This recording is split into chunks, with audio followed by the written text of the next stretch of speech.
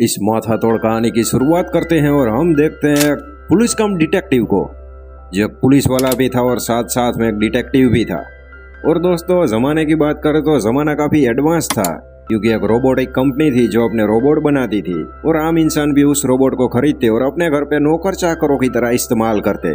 अभी एक दिन उलझ सुलझ जाता है, क्योंकि उस बड़ी रोबोटिक कंपनी में एक बड़ा माहिर वैज्ञानिक जो कि एक बूढ़ा था, वो खुदकुशी कर लेता है। लेकिन खुदकुशी करने से पहले उस बूढ़े ने कुछ बातें बोली थी जो अपने एक डिवाइस में सेव करके रखी थी। वो बातें हमारा ये जॉन नाम का डिटेक्टिव के हत्थे चढ़ जाती है। अभी हमारे जॉन के मगज में शक घुस गया था कि इस बूढ़े ने आत्महत्या नहीं की है, लेकिन इसी कंपनी में कुछ रोबोट है जिसमें कुछ खराबी आ चुकी है और उसी रोबोट ने इस बूढ़े की जान ली है। और वो रोबोट साले ये दर्शाना चाहते हैं और ये दिखाना चाहते हैं कि ये एक मर्डर नहीं बल्कि यानी कि खुदकुशी है। अभी हमारा जॉन वहाँ पर एक लोंडिया जैसी मस्कली जैसी एक मासूका थी, मतलब कि वहाँ की सेक्रेटरी थी उस कंपनी की। उसके साथ वो कंपनी के उस भाग में यानी कि उस रूम में जाता है जहाँ पर ढेर सारे रोबोट डीएक्टिवेट पड़े हुए थे। एक रोबोट अचानक से एक्टिव हो जाता है और वो जॉन पर हमला करने लगता है।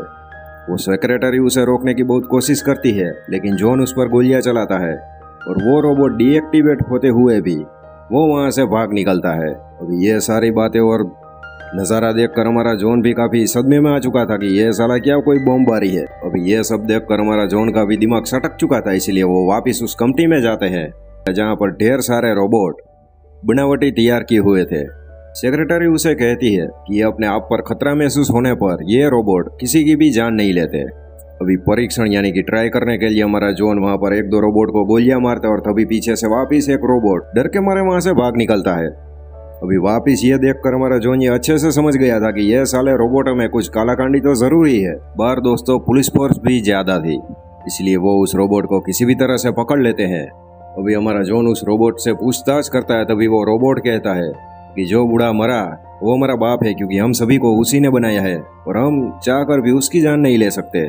अभी हमारा जॉन उस रोबोट में भावना है या नहीं वो चेक करने के लिए उस रोबोट को गुस्सा दिलाता है और वो रोबोट गुस्से में भी आ जाता है।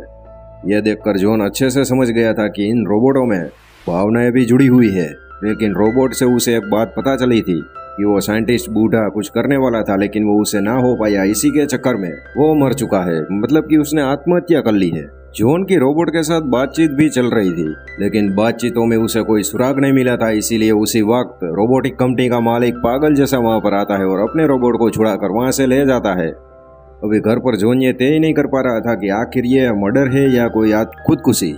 लेकिन तभी अचानक से एक क्रेन आती है और वो जॉन के घर पर ढाबा बोल देती है और वो जॉन को मारने की कोशिश करती है। अभी वो क्रेन कौन चला रहा था वो मुझे पता नहीं है, वो हम आगे देखेंगे। लेकिन तभी तो जॉन अपनी जान बचाकर किसी भी तरह से वहां से निकल लेता है। दोस्तों, दूसरी ओर भी ये केस अभी थोड़ा थोड़ा ठंडा पड़ रहा था, यानी कि ठप होता जा रहा था। और वो रोबोटिक कंपनी भी अपने रोबोट को अपडेट पे अपडेट किए जा रही थी और मार्केट में रोबोट को बेचने की डिमांड को बड़े ही अगले लेवल पर पहुंचा दिया था। अभी एक दिन हमारा ये मामू जॉन अपनी कार लेकर कहीं पर घूमने फिरने के लिए निकल चुका था, लेकिन तभी दो ट्रक आते हैं जिसमें बहुत सारे रोबोट थे। वो रोबोट डायरेक्ट हमारे जॉन पर हमला कर देते हैं। अफरा तफरी में जॉन की कार एक जगह पर क्रैश कर जाती है, लेकिन तभी भी वो रोबोट शांत नहीं हुआ था, क्योंकि वो उसके पीछे से निकलता है और वो जॉन पर वापिस ढाबा बोल देता है। जॉन भी उसका कड़े से मुकाबला करता है, लेकिन जॉन आम इंसान था इसलिए वो रोबोट को हरा नहीं सकता था। लेकिन तभी पुलिस का सायरन बजता है जो जॉन के पास ही आ रहे थे, और वो सायरन सुनकर वो रोबोट सीधा पास में आग जल रही थी उसमें कूद जाता है और अपने आप को डिस्ट्रॉय कर लेता है ताकि जॉन के पास कोई सबूत ना बचे।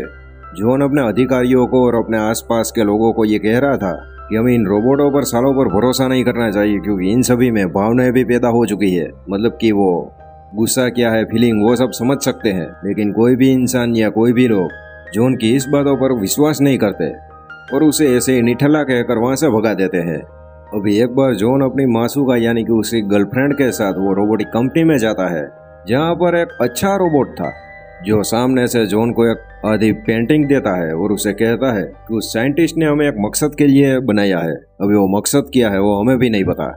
अभी जॉन यहाँ पर कुछ सोचे उससे पहले उस रोबोटिक कंपनी का मालिक जॉन को अपनी केबिन में बुलाता है और उसे कहता है कि तू साला यहाँ से चला जा, क्योंकि तेरी अब बस की बात नहीं है और हमारा रोबोट सभी शांत है और तू हमारे रोबोटों को बदनाम करना चाहता है। इसलिए चला जा वरना मैं तुझे सस्पेंड करवा दूंगा। अभी इसी दबाव के चलते जॉन तभी तो वहां से चला जाता है। अभी दोस्तों ये तो हम सब जानते हैं कि हमारा जॉन भी काफी लफंडरी बाज आदमी है, इसलिए वो शांत और चुपचाप तो बैठने वाला नहीं था। इसलिए उसके पास उस मरे हुए साइंटिस्ट का एक डिवाइस था जो उसे किसी लोकेशन पर लेकर गया था, और उस लोकेशन पर जो खराब और डिएक्टिव रोबोट थे उन सभी की लाशों का वो एक बड़ा सा गोदाम था। और वो मरे हुए साइंटिस्ट की वीडियो क्लिप में यह सामने आता है, इसी जगह से आगे कुछ होने वाला है और कुछ भयानक होने वाला है। और तभी जो डीएक्टिवेट रोबोट थे जो अपने अपने बंकरों में से बाहर निकलते और वहां पर अफरा तफरी मचा देते हैं, और दूसरी ओर शहर में जो रोबोटिक कंपनी थी जो रोबोट बनाती थी वहां पर भी ढेर सारे रोबोट अपने आपे से बाहर हो चुके थे, और वो सभी रास्ते पर आकर सभी आम लोगों पर हमला कर रहे थे।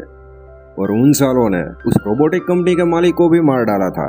हमारा मामू जॉन भी डायरेक्ट उस रोबोटिक कंपनी में जाता है जहां पर कंप्यूटर प्रोग्रामिंग की मदद से उसे पता चलता है कि ये साले रोबोट इंसानियत को खत्म कर देना चाहते हैं, क्योंकि ये साले गुस्से में आ चुके हैं और उन लोगों के मन में ऐसा चल रहा है कि ये साले इंसान अपना काम पूरा करवाने के लिए हमें बना रहे हैं और हमारा इस्तेमाल कर रहे हैं। इसीलिए हम इन सारे पूरी दुनिया में जो इंसान है उन सभी को मार डालेंगे और हम इस दुनिया पर राज करेंगे। और तभी कुछ रोबोट जॉन की मासूका पर हमला कर देते हैं, लेकिन जॉन के पास भी एक दांसू बंदूक थी, उसे वो गोलियां चलाकर वहां पर सिचुएशन हैंडल कर लेता है। बाहर की ओर से उन सारे रोबोट इकट्ठा हो चुके थे और वो जॉन को मारने के लिए आ रहे थे, लेकिन जो बूढ़ा साइंटिस्ट मरा उसने अपने आप के लिए एक अलग सा ही और एक वफादार रोबोट अपने आप के लिए तैयार किया हुआ था जो अभी जॉन की मदद कर रहा था। वो रोबोट जॉन को सजेशन देता है जो इस कंप्यूटर प्रोग्रामिंग के पीछे एक टावर है जिसके सहारे ये सारे रोबोट काम कर रहे हैं, अगर तुम उसे तोड़ दो तो ये सारे रोबोट डिस्क्लोज हो जाएंगे। और जॉन वैसा ही करता है। जॉन उस कंप्यूटर प्रोग्रामिंग के पिछले वाले टावर को नेस्ता नाबूद कर देता है, और जो बाहर भयंकर रोबोट्स घूम रहे थे वो सभी अपनी ही जगह पर डीएक्टिवेट हो जाते हैं। अभी दोस्तों यहाँ पर आखिर में जॉन उस मरे हुए साइंटिस्ट के रोबोट का शुक्रिया अदा करता है कि तुम्हारी वजह से ही ये सारी इंसानियत बच पाई है।